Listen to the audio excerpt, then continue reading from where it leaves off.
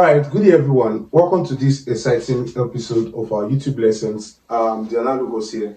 Okay, today I'll be looking at alkanes quickly. Alkanes, or the chemistry of alkanes. Now, those of us that are used to this channel, there's a part one of alkanes already where I talked about the general properties of alkanes.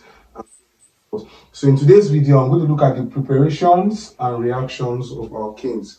So preparations and reactions of alkanes.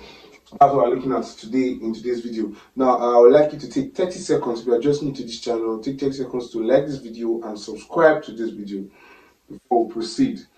So I've done that, so let's proceed. So preparations and reactions of alkanes. Okay, now we already know we already know what alkanes are in the previous video. If you don't know, you can check the video out. I'm going to link it to this video so you can check it out. Now, I already know what alkanes are. So we know that alkanes are paraffins and they have a general formula of 2CN2H2N plus 2. They are saturated hydrocarbons, the only hydrocarbons that are saturated. Alright, so for alkanes, how are they prepared?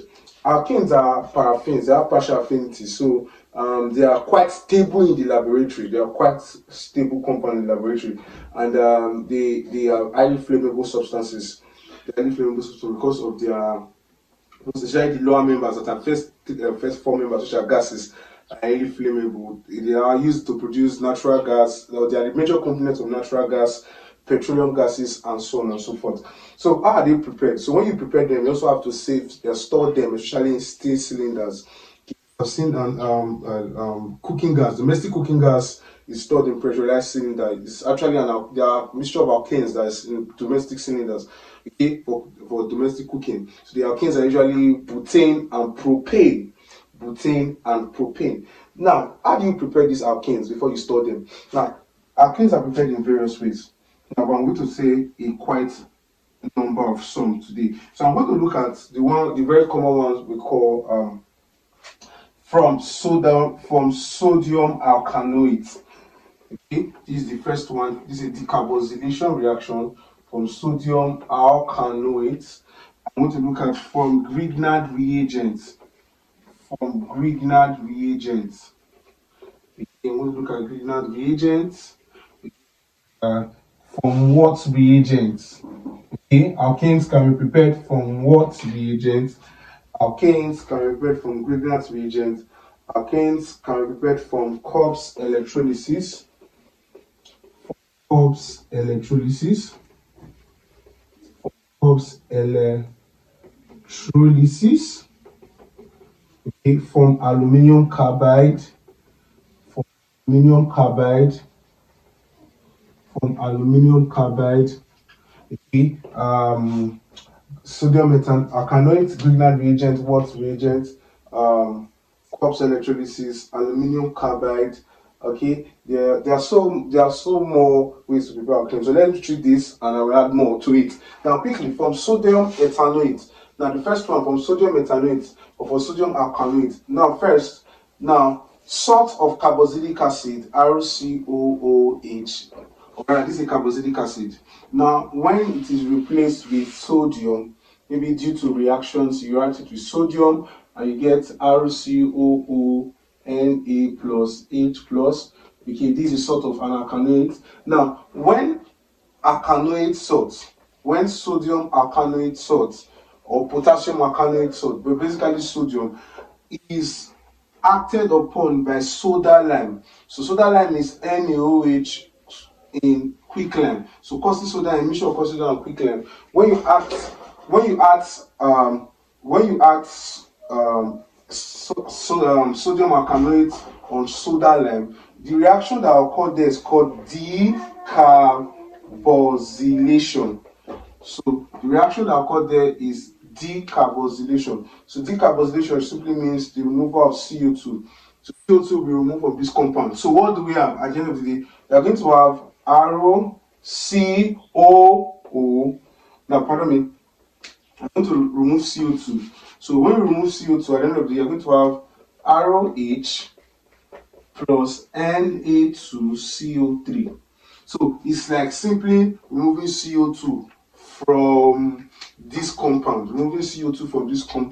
That's what we're doing. So they normally term it decarboxylation of alkanoic acid. Yes, but we have to convert the alkanoic acid to the salt form so that the reaction will be quite easier. Do you get? So I wish I did this reaction with a base directly. If I reacted this alkanoic acid with a base, it would have just be acid and base reaction. So we get a salt. And so I have to convert the alkanoic acid to a salt so that the removal of CO2 will be much easier. Now, it is the action of sodium alkanoate on soda lime. We are using soda lime, mixture of caustic soda and lime for this reaction. Now, you might be asking yourself, or they must have been told, why don't we use only caustic soda? Because caustic soda is a substance that can remove CO2 from a compound.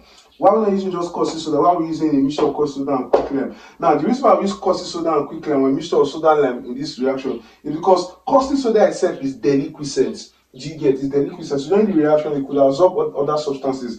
So we just mix it with quicklime so that we use a mixture of soda and lime to prevent the deliquescency. Now, that is the first way to prepare alkanes, by the action of sodium alkanoate on soda lime. I could give example. And I could give you an example. Let me just give you this example. Now I'm going to put sodium alkanoate.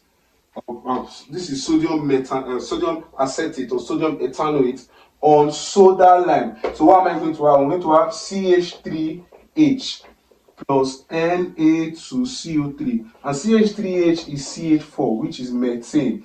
Now, you should learn something from this reaction. The first thing we learn from this reaction is that the amount of the alkane you get is usually 1 carbon less than the starting material. The alkane you get when you're preparing alkanes from sodium alkanoate, or when you're preparing alkanes from the action of soda lime or sodium alkanoate, the alkanes you get is 1 carbon less than the starting material. So this is sodium ethanoate, that's 2 carbon, but you are getting methane. So if here was sodium propanoate, you will prepare ethane.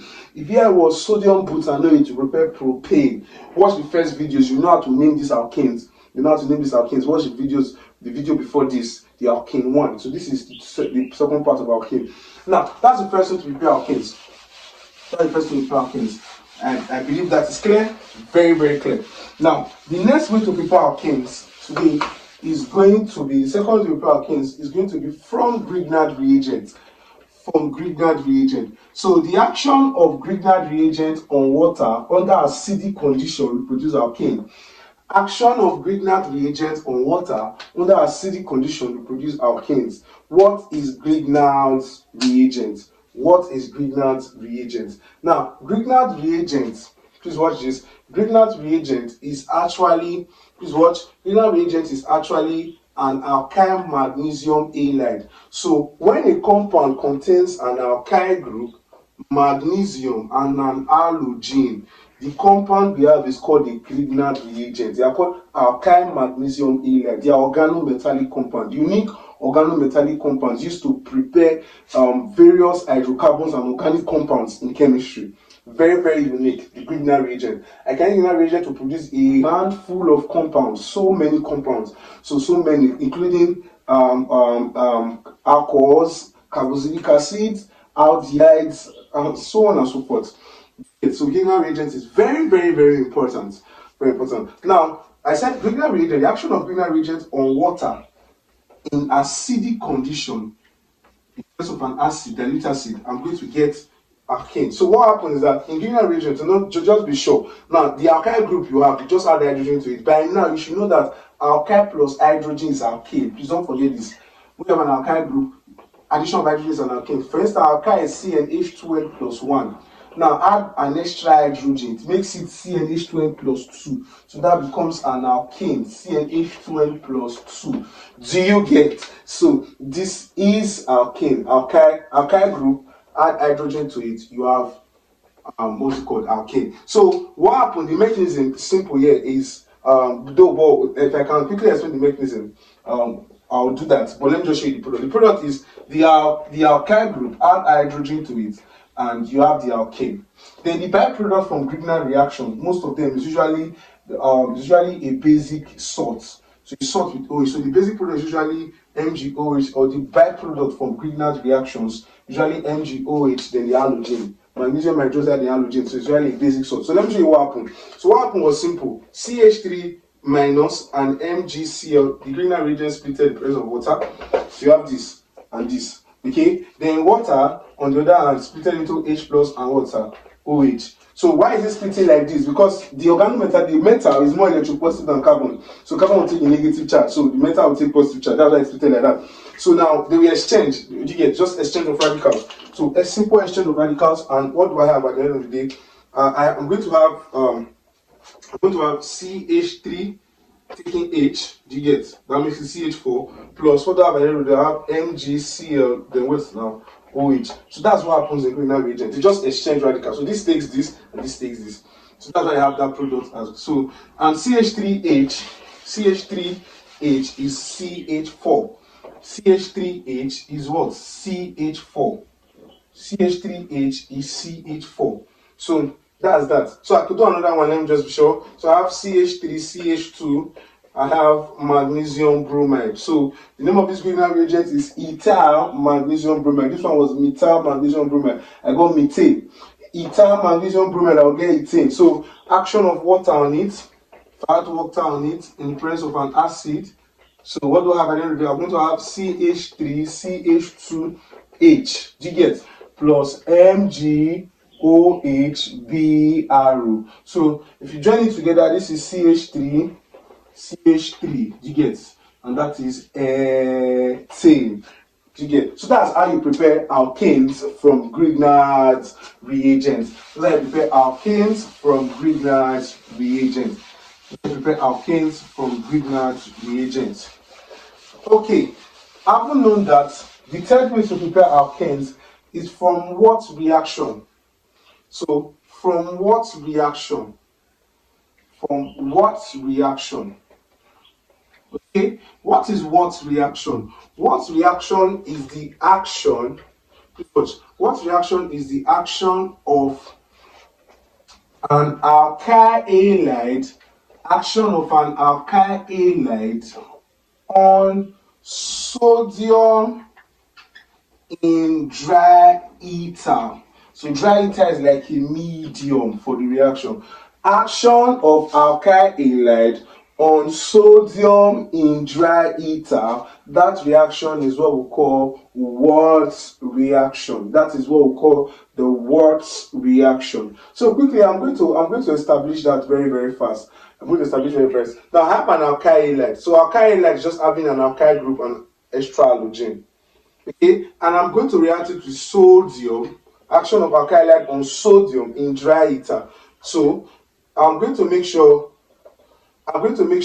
the medium for the reaction is a dry ether, so that the sodium will not be explosively too reactive. So there's a reason for the dry ether. Now, RX sodium. So what do you have at the end of the day? You're going to have, now, coupling is going to normally occur.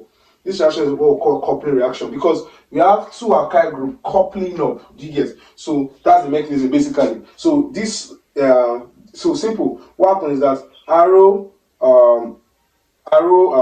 is going to couple with another arrow, two arrow, to form an alkane. And when two alkyl groups come together, you also form an alkane. Then there are two halogens. Do you get? So these two halogens will be taken by the chlorine. So sodium by now have affinity for halogens in compounds. Especially in organic chemistry, sodium have affinity for halogens. So the sodium will take out the halogens in the alkyl halide, and you're going to have 2 NaCl, or pardon me, 2 NaX.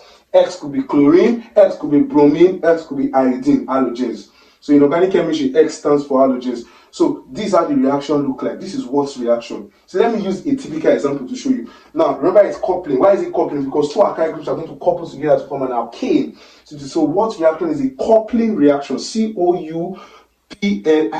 So it's called a coupling reaction. Now, for instance, now let's take an example. Let's say CH3Cl, okay, CH3Cl plus 2 NaX. Now, in the presence of dry ether. So this is Wurtz reaction. Please take note. This is Wurtz reaction. So what are you going to get? You're going to get, remember, these guys are going to couple. So the alkyl group on the alkyl halide is going to couple. So I'm going to have CH3CH3 to get plus 2 NaCl. So this is Wurtz reaction. So CH3CH3 becomes ethane. And this becomes methyl chloride. This is methyl chloride. I'm starting measuring as methyl chloride. So That's why it is called coupling reaction. That's why it is called a coupling reaction. So now please take note, it should be known that because coupling occurs during the production of or during what reaction, because coupling occurs during what reaction, it is said that what reaction is used to prepare alkanes with even number carbon only.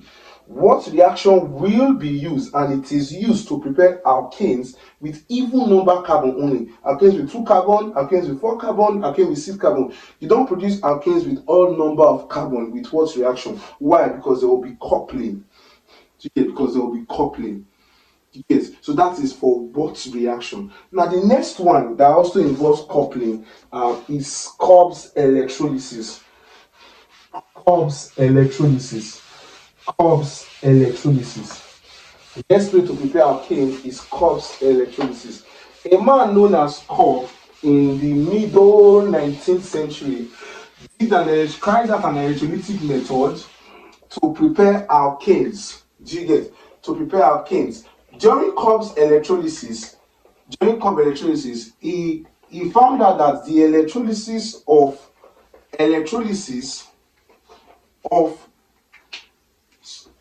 salt of carboxylic acid. He found out that the electrolysis of salt of carboxylic acid, salt, okay, of sodium, basically sodium or potassium salt, of carboxylic acid produced alkanes.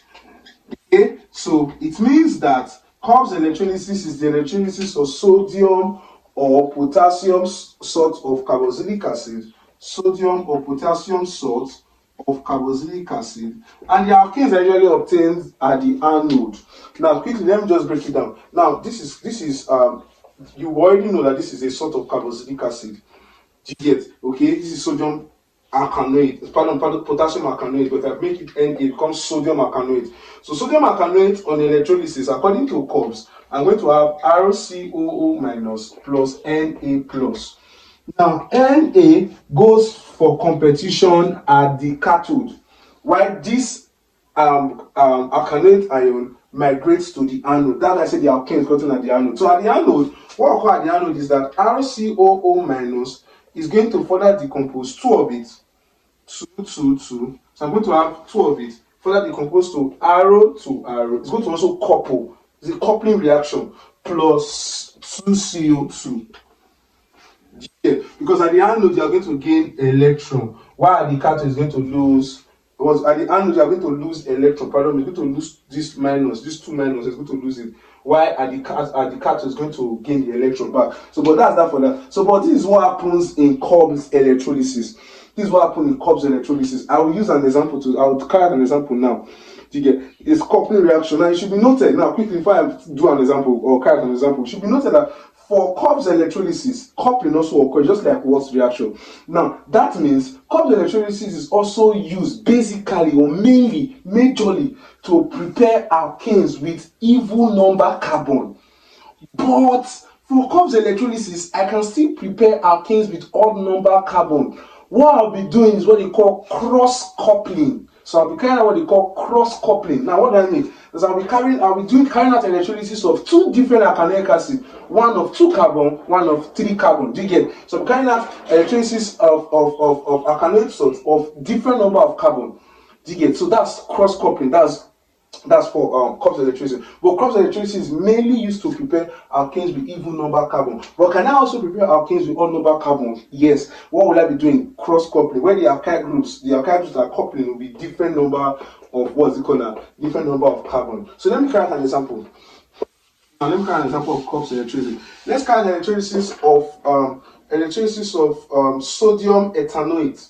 Sodium ethanoate, or you call sodium acetate trivially. Sodium ethanoate. So electrolysis of sodium ethanoate. Okay, I'm going at the end of the day, this is sodium ethanoate or sodium acetate. Sodium acetate. So at the end of the day, on electrolysis, on a solution, I'm going to have CH3COO minus plus Na plus. So this one, the anode is my main concern. The anodic reaction is my main concern. So at the anode, there's going to be coupling and decarbonylation. So at the anode, I'm going to have 2CH3, COO minus, and I'm going to further have CH3 is going to couple. Do you get? CH3 is going to couple. Then I'm going to lose 2CO2 at the end of the day. So I'm going to lose these things and obtain them as gases. So do you get? So if you check now, sodium acetate on electrolysis, on electrolysis, you observe that at the anode they are going to observe ethane. So the methyl group or the alkyl group on the alkanoids is going to couple. So the alkyl group couples and you get your alkane product. So shortcut will always get products gotten from couples electrolysis. Once you have the alkyl group, on the carboxylic acid salt, just take the alkyl group on the carboxylic acid salt, join two of it together. The alkane you get is going to be the alkane product from Cobb's electrolysis. So that's for that. Now the another way to prepare alkanes, but it's restricted to the first member, is from aluminium carbide. By now we know that the first member of the alkanes is actually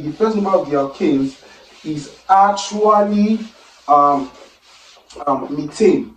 So aluminium carbide on water. The action of aluminium carbide on water. So now aluminium carbide Al4C3 plus H2O.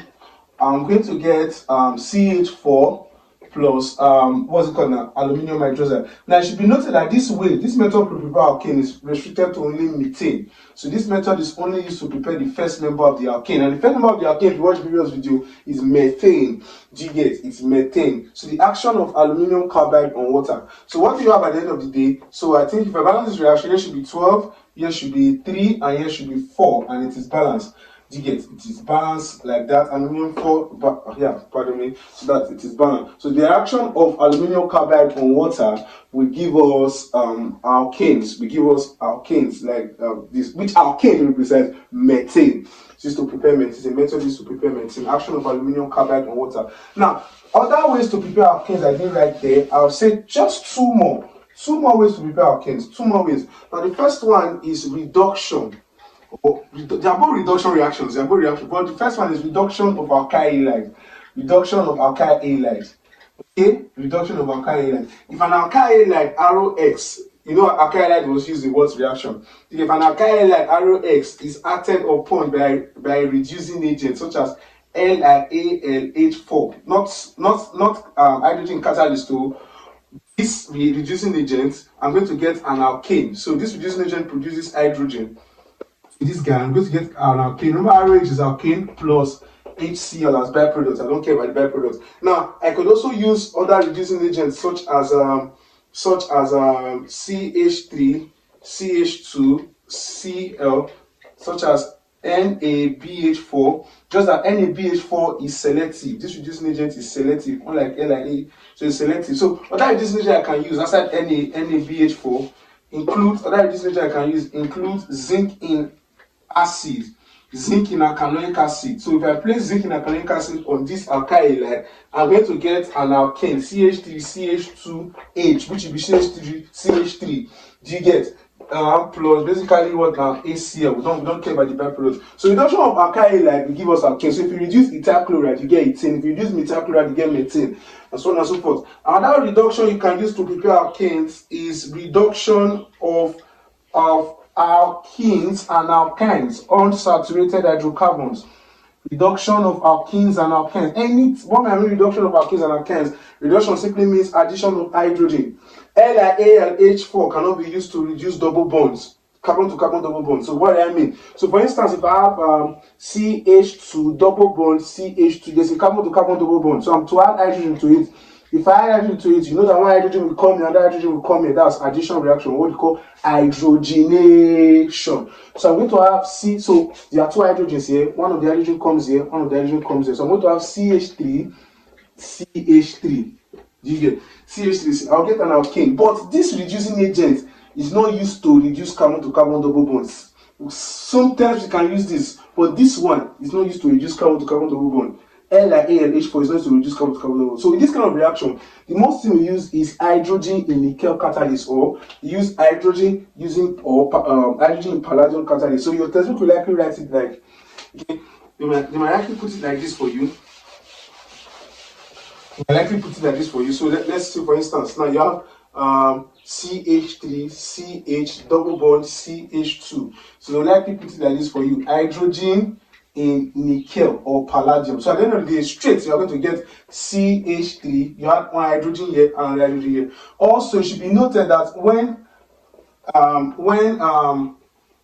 it should be noted that, so one hydrogen here, one hydrogen here. So one hydrogen here, one hydrogen here. It should be noted that when alkynes on the other hand, alkynes are hydrocarbons that have triple bonds. When alkynes on the other hand are also reduced, yes, they're also reduced. When you add hydrogen to alkynes, you always get alkanes. You always get alkanes. Once you add hydrogen to any unsaturated hydrocarbons, you must get alkanes. Just as you can have alkenes as intermediate. What do I mean? Two I mean. So I mean that at first you can produce CH3, C. So you have one hydrogen here, one hydrogen here. So you have CH3, CH, then double bond CH2. So adding two hydrogen removes one of the bond in the triple bonds. So further addition of hydrogen,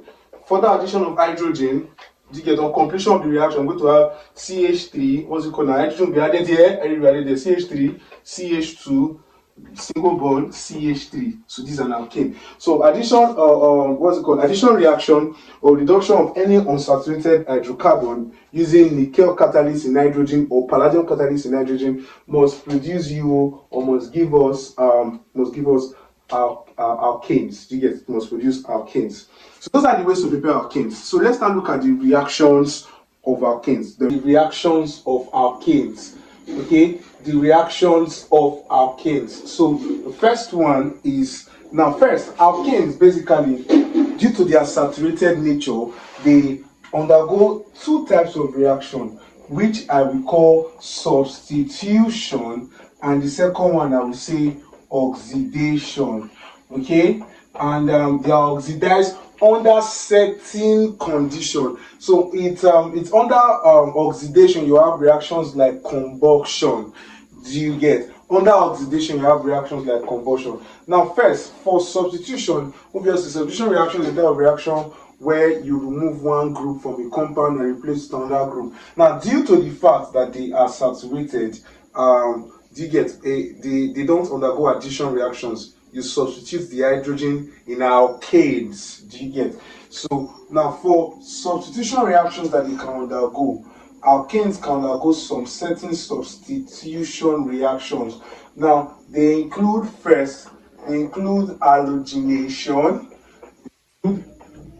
halogenation, they include sulfonation, they include nitration. Basically, these are common substitution reactions that they can undergo. Okay, now first, we take them one after the other. Halogenation. Now, halogenation is the process whereby halogens are replacing hydrogen atoms in alkanes. So, the most common halogenation is the chlorination of methane. So, this is methane. Methane is about to undergo chlorination. What are the products? Now, for this reaction, usually because alkanes are not very reactive, they are called paraffins. Anytime they are undergoing halogenation, a catalyst or an initiator, a third party is usually needed for the reaction. Now, for chlorination of methane, this is one of the fastest of all the reactions of all the halogenations of alkanes. Do you get? So, because this one is a gas, this one is a gas. By now, you know that methane is a gas that is highly flammable. It is found in natural gas, highly flammable, more flammable than oxygen gas. Yes. Okay. Yes. It's okay. Let me not say than oxygen gas, but it's highly flammable. It's well flammable, very flammable. So methane is natural gas. So it's stored in cylinders. Do you get? It is the gas we use for motor vehicles. Yes. Motor engines, they are one of the fuel gases they can use as fuel. A substitute for petrol is natural gas, which is methane. Yeah, so it's highly reactive. So when it reacts with chlorine, it reacts very fast. But for this reaction, something has to initiate it. Else, this reaction will not occur. Yeah, instead, if you put methane in hydrogen, you should just expect combustion. But for chlorination or for substitution reaction to occur, something has to initiate the reaction, and what has to initiate is UV light. So UV light also. So anytime chlorine reacts with methane, it's substitution reaction, but this substitution reaction is called a free radical reaction. This substitution reaction is called a free radical reaction. What is a free radical reaction? A free radical reaction is a reaction that occurs in 3 steps. Initiation, having an initiator. The initiator is UV light. Okay, then we have the second step of the reaction is propagation, and the last step of the reaction is termination. Okay, termination. So these are the steps of a free radical reaction. So first, this reaction is going to be initiated, then it will propagate to produce more free radicals. You get, and it will terminate. Now, what is a free radical? Let me just quickly say that. Now, let's say chlorine. Let's take chlorine as a compound. This is chlorine. Now, chlorine can undergo 2 types of fission. Now, the first type of fission chlorine can undergo is called homolytic fission. Now, under homolytic fission, it means that this bond that they have are going to be shared equally.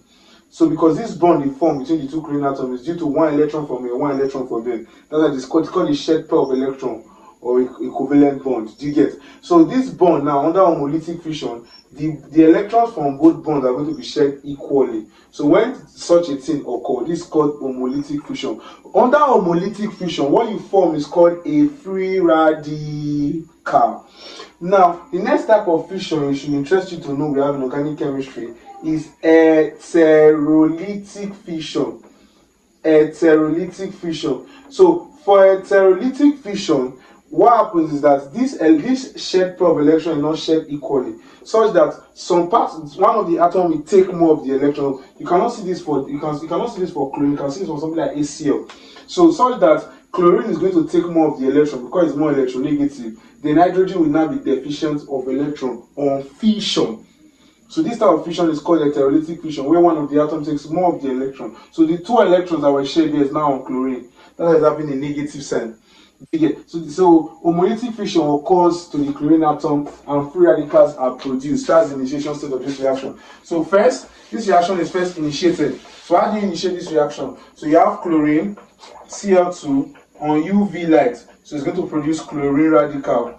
Okay, the radical is highly reactive. It has odd number of electrons, highly reactive. It's just like you are with somebody or you are in a relationship with somebody that is mutualistic. A highly mutualistic relationship, both of you are dependent on each other, and for a lot of things. And for some reasons, there are some things you cannot do again because of the person, and for some reasons, there are some things the person cannot do again because of you. So now there's a fission between 2 of you. Now you people decide to go your separate ways, taking your belongings to yourselves.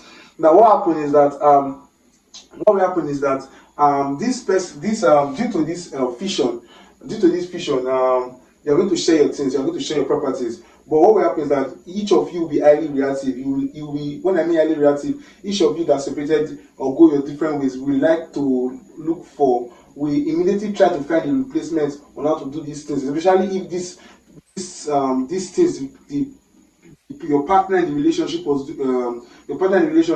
what it was doing for you, especially if these things were very, very beneficial to your life. So that's how radicals is. So you have a compound before, and immediately you are splitting the compound, letting them take their electrons. So they were dependent before for stability. Now they are free. So these radicals are highly reactive. Free radicals are highly reactive, very, very reactive. So since they are very, very reactive, the free radicals is going to attack the methane. Yes. So when they attack the methane, they produce something like CH3 and quickly form HCl. Now CH3 on the other hand should be noted that it's also a radical. So they produce CH3 radical. So you see that you generate more radicals. So the first stage is initiation. The radicals we generate more radicals. So that when radicals initiated or initially produced generate more radicals, it's called propagation. So from here and any reaction, I'll just go to propagation stage. So propagation stage is the formation of more free radical. So what happened? Another chlorine, okay, another chlorine will take another CH3 radical. You take Cl2, take more of chlorine gas, and you form another radical of CH3Cl plus, what do you get now? Plus another chlorine radical. So what happens again is that another chlorine radical, chlorine radical again is going to take CH3Cl. When chlorine radical takes CH3Cl, okay, you are going to form CH3 or CH2. CH2Cl radical plus another HCl. So what happens again? CH2Cl radical takes it takes chlorine again, and you form CH2Cl2 plus CH2Cl2 plus what are they plus CH2 CH2Cl2 plus chlorine radical. So yes, radical. And now the reaction continues. Pardon me, I'm going to wipe it out. Reactions continuing. You have CH2Cl2 plus another chlorine radical. Now what do you have now? You have CHCl2 radical plus HCl. So you see you are generating more free radical. So I'm just trying to, so CHCl2 radical takes another chlorine, and you form CHCl3 plus HCl. Now mind you, as the reaction is going, you are forming some stable compound. This is monochloromethane. So this is methane. One chlorine has entered us at this stage, monochloromethane. Now here you have formed dichloromethane. Now here I have formed trichloromethane. So as the reaction is proceeding, as I'm forming free radical, so he is not yet trichloromethane. This is a radical. This is a radical form. Okay, radical. So CHCl3 is going to take another Cl2, and you form CH. You can form CHCl3, okay, plus another chlorine radical. You see now you have formed a trichloromethane. You get now the trichloromethane is going to take a chlorine radical again, okay, and you get CCl3 radical plus, so it's going to take Cl2, you get CCl3 radical plus HCl, yes, plus AC, okay, of that, no, it's going to be chlorine radical, pardon. So you get CCl3 plus HCl. Now CCl3 radicals, and I'm going to combine with more radicals, and you form CCl4. Okay, now I just summarize the reaction. Now from here, from this reaction down to this reaction is what I call propagation stage. All here is what I call, because during these stages more free radicals are being produced due to the initial radical formed. No, at the last stage of the reaction, free radicals will start combining to form stable products. When free radicals start combining to form stable products, that part of the reaction is called termination. Yes, that part of the reaction is called termination. So this is the free radical substitution reaction of methane when it reacts with chlorine. So these are most free radical reactions occur. So many textbooks try to summarize this this reaction. So many texts try to summarize this reaction quickly in order to prevent anomalies and to prevent confusion. So what I did is simple. First, initiation, formation of free radical. Now the next thing that occurs is that from here, pardon me, not from here. From here, from this second step, now you see the free radicals I produce is now attack the methane and produce more radicals. But as they are producing more radicals, they are forming chloroalkanes, stable chloroalkanes in the process. Do you get? You form stable chloroalkane. So the reaction will continue until the stable product, which is tetrachloromethane. So the 4 hydrogen of methane will be replaced totally with chlorine. So the reaction will continue until this stage. So that place, that's what we refer to. At this place now, we can call it the climax of the reaction. So why is it called the climax of the reaction? Because a stable product have been produced. Now this guy cannot be further substituted by chlorine. Chlorine have replaced all the hydrogen in this compound. You get? So like that. So during the chlorination of methane, especially in particular methane, all the hydrogens, or rather all the chloromethane can be formed. You can form monochloromethane from the process, dichloromethane from the process, trichloromethane from the process, and tetrachloromethane from the process. So during chlorination of methane, you form all the alloalkanes, a mixture of them. You get? So this is an example of substitution reaction of alkane. This is an example of chlorination. Other forms of substitution for alkanes include, I can have a reaction like this, C2H6 ethane reacting with bromine. It's less vigorous, but we have to use a catalyst. You get? So this reaction will rarely occur. For this type of reaction, it will rarely occur because bromine is not very reactive. It's not very reactive, so bromine will hardly attack ethane without an external condition. This is ethane, so bromine will rarely attack ethane without an external condition. So that if you later in chemistry, when you go to the chemistry of alkenes, you see that bromine in CCl4 exists to test for one saturated compound. This guy is saturated, so it will rarely attack it.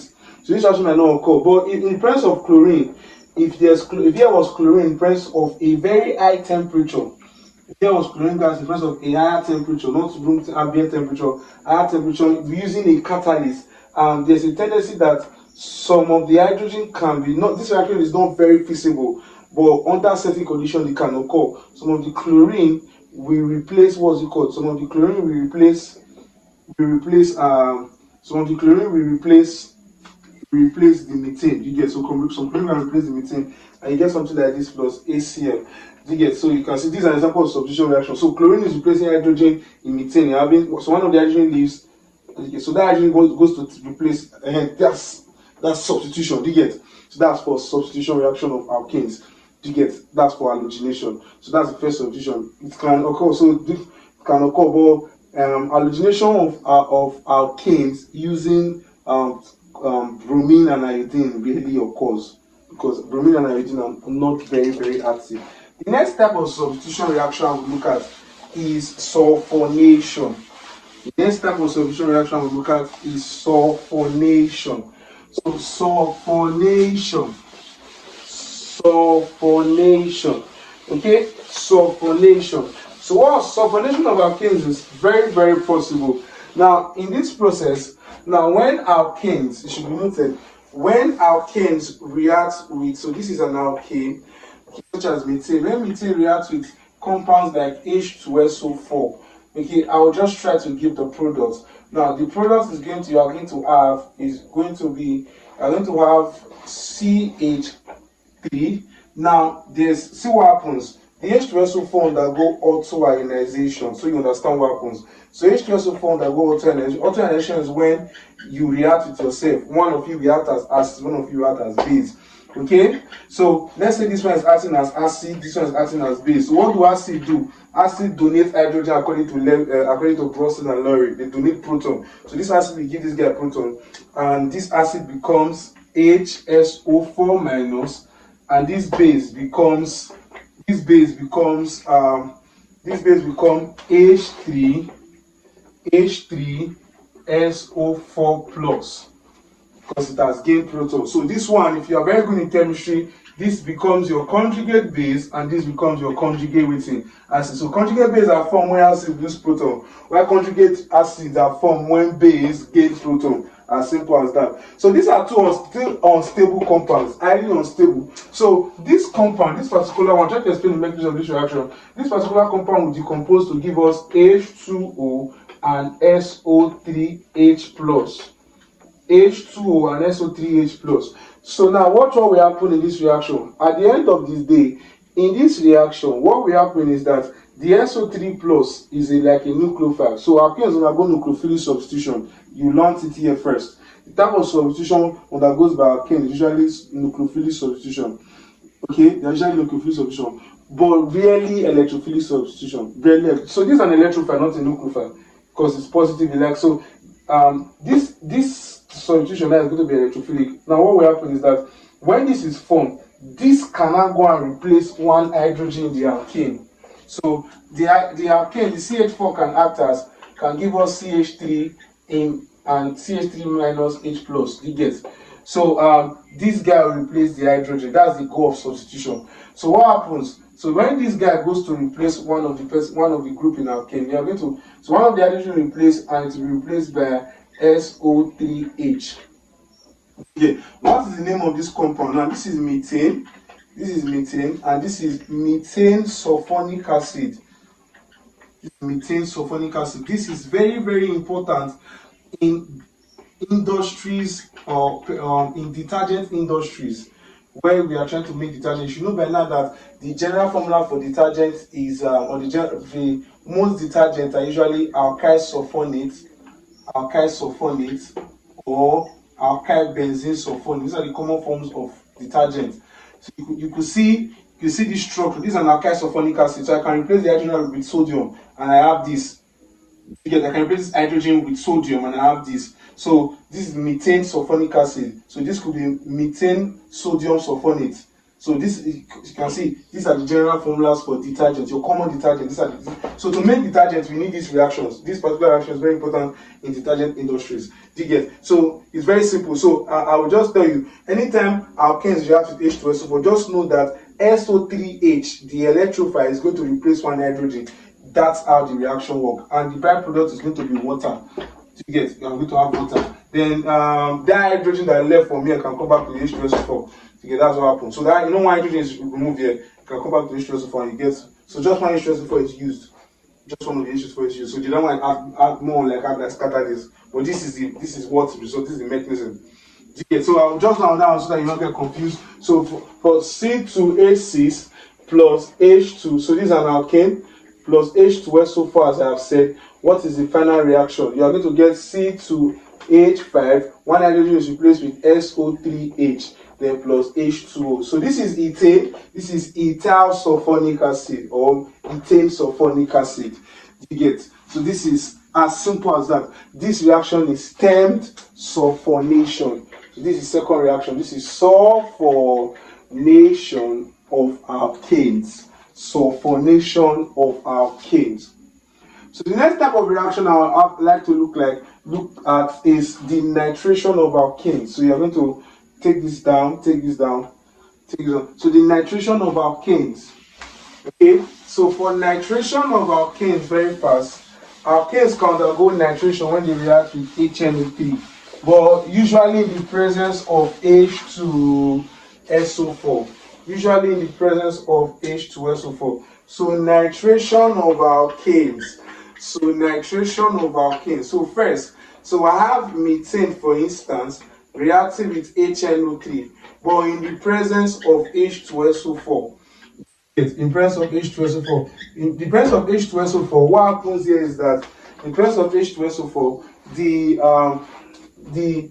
HNO3 group, in presence of H2SO4, the HNO3 group can produce the nitro ion. So when they react, this one will act as acid because it's a stronger acid, then this one will act as a base. So what happens in the presence of this gas? So what will happen? So our acid will donate proton to it. So you have H2NO3 plus, you get the conjugate acid has donated proton to it, plus then what do you now have now? HSO4 minus. At the end of the day, this guy is going to decompose into H2O and NO2 plus. So NO2 plus will come and replace hydrogen in the alkane.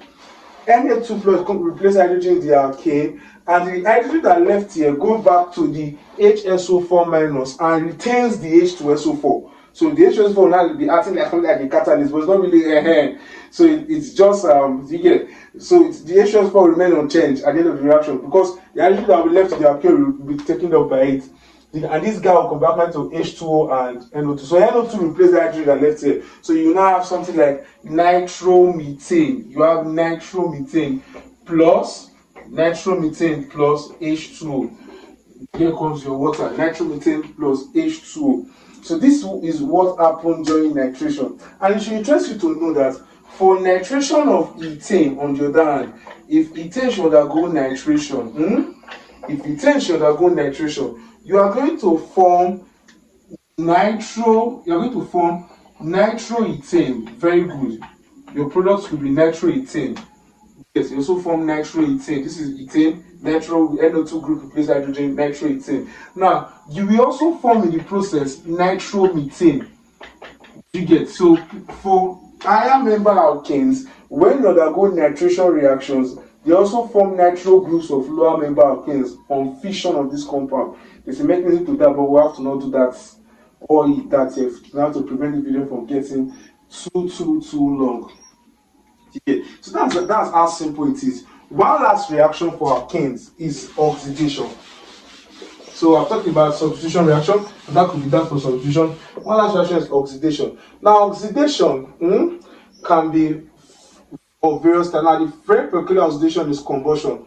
Combustion is an oxidative process of any hydrocarbon that leads to the production of heat and light. Oxidative process of any hydrocarbon that leads to the production of heat and light is actually combustion. Do you get? So all hydrocarbons combust to produce heat and light, but alkanes combust to produce a very, very pale flame. So alkanes they burn with a non-luminous carbon flame. Reason because alkanes have lower carbon content than the other hydrocarbons. So alkanes don't burn with a lot of flame. So if alkanes should combust, as hydrocarbons, when they combust, in general, they are going to produce CO2 and oxygen. So this is the general formula for combustion of all hydrocarbon. You're going to get CO2. All hydrocarbon combustion, you get CO2 and oxygen. CO2 and water vapor, pardon me. So on combustion, all hydrocarbon combust to get CO2 and water vapor. So this is how they all combust. So all hydrocarbons. So let's say C is C2H6 methane. So you are going to combine with, so this is the general formula for combustion. So my X is 2, my Y is 6, pardon me. So I'm going to say 2 plus 6 over 4. You get oxygen. And what's my final product? You can go and do that by yourself when you get home. And you're going to have X is 2. So you're going to get 2 CO2 gas on combustion plus, what's it called now? My Y is 6. That's 6 over 2 H2O. You can go and when you're reading, you can open it up. So this is general formula for all hydrocarbons. So once any hydrocarbon combusts, it combusts like this, and CO2 and hydrogen on water vapor must be given off. Pardon me. So that's that for that. Now there's a special oxidation for alkanes. Okay, special oxidation. This reaction is just like a bonus. So for alkanes, in presence, not all alkanes, but some alkanes, in the presence of substance like KMNO4, when an alkane have a tertiary alkyl group, when an alkane has a tertiary alkyl group and some extent secondary alkyl group, okay. Now this is an alkane. This carbon here is a tertiary carbon, 3-degree carbon. Why? Because it has 3 alkyl group around it. So alkanes with 3-degree carbons, if you put them in hot KMNO4, at the end of the day, what you should have, hot concentrated KMNO4, this tertiary group can be converted to a tertiary alkanol. Please take note of that. In presence of hot KMNO4, alkanes with tertiary carbon, to some extent, what I'm trying to say, to some extent, not in all cases, to some extent, alkanes with secondary carbon. You can know that this carbon is a secondary carbon. Why? This carbon is a 2-degree carbon. It has 2 alkyl groups. To some extent, secondary carbon can do this reaction, but it is very certain for tertiary carbon. And please take note, alkanes with quaternary carbons will not do this reaction. So an alkane that is something like this will not undergo this reaction. This is an alkane with quaternary carbon. So alkanes with tertiary carbon or tertiary alkyl group, to some to a very great extent, react with hot KMNO4 to produce alkanols. Also, secondary or alkanes with secondary carbon or secondary alkyl group can do the reactions. They will also produce an alcohol. No, mind you, just one of the hydrogen converted to OH, just one, not both of them.